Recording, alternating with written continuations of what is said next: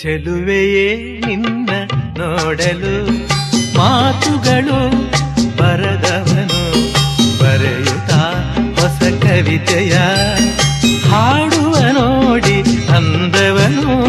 ಚೆಲುವೆಯೇ ನಿನ್ನ ನೋಡಲು ಮಾತುಗಳು ಬರದವನು ಬರೆಯುತ್ತಾ ಹೊಸ ಕವಿತೆಯ